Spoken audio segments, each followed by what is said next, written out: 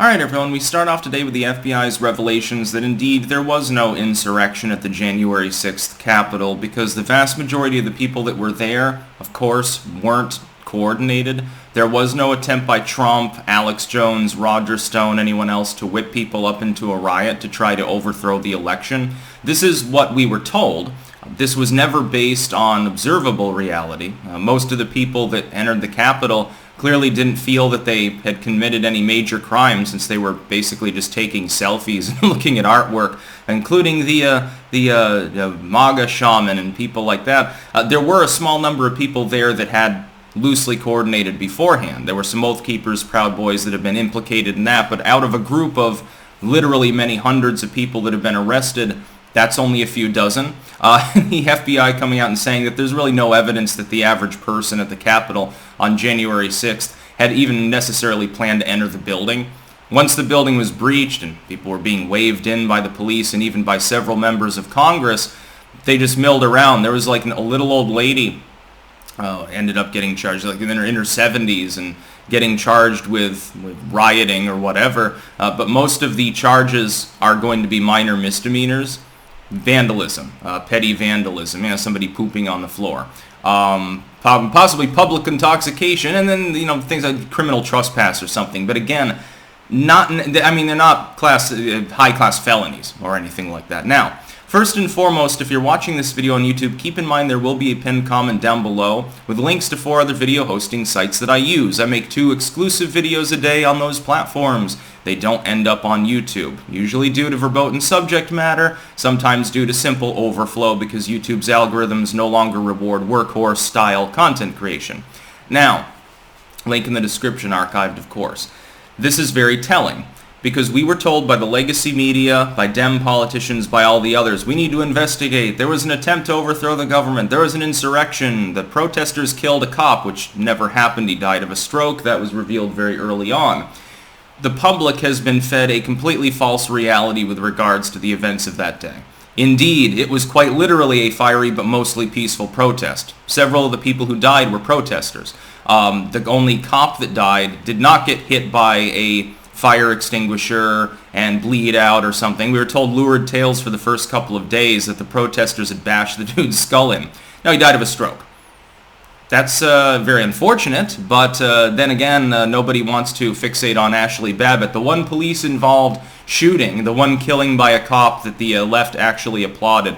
I thought it was sad because even the Republicans didn't bother to stand down and not vote in favor of their resolution with regards to the Capitol honoring officers, despite, again, the fact that they killed protesters at that particular event. It's funny, cops shooting people is perfectly okay as long as those cops are defending members of Congress. If they do it to defend any other community, or they defend you, or they defend themselves, or they kill a drug dealer that's tweaking out and stabbing people, that's always a big issue.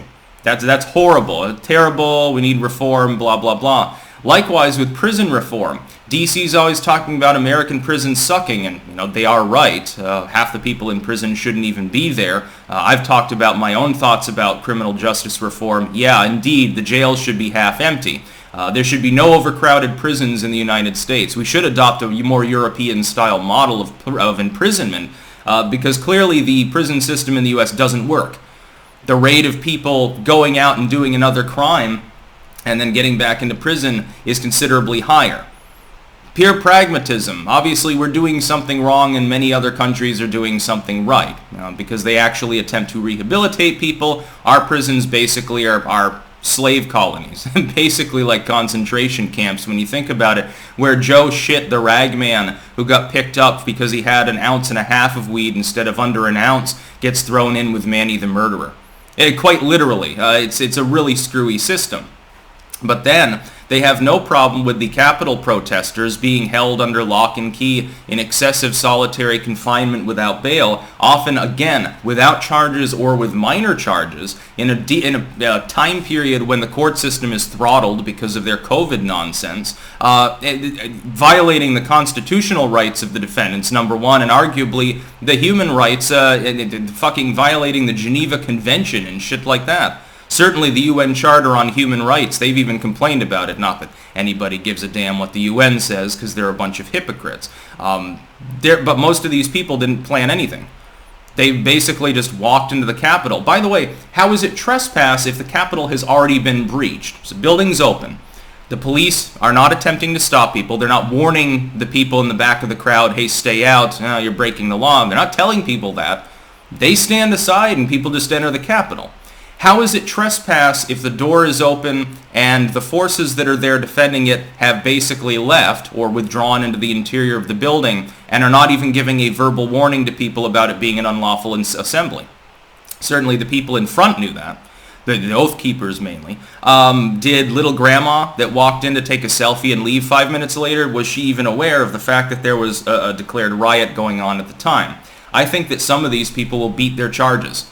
I think even the FBI's reluctant charges, because again, most of them are very minor, even some of those might not stick. There was no insurrection. This was a protest. It was much more peaceful than many of the protests / riots that we had seen in the prior year, the race riots that some U.S. cities devolved into, which killed dozens and dozens of people over the course of literally a year, causing billions of dollars in damage. How much damage was done to the Capitol? Not very much. Hell, even some of the Democratic politicians wanted to take selfies at the Capitol the next day, cleaning up water bottles and shit. Oh, here's some junk left behind by the rioters. Oh, goodness. Please vote for me. Can't remember. There was one Democratic politician was there. He had a whole fucking screed on Twitter doing that. But there was no insurrection. So we were lied to for months. Now, I was quite clear in not believing it was an insurrection. Trump quite clearly did not cause the events, despite the fact that he's been vindicated by this FBI report. He doesn't appear to have been restored on Twitter or YouTube or any of these other things, which also I find very interesting. Meanwhile, Twitter rolls out the red carpet for the Taliban, of course. Another video for the day. That's about all. Peace out.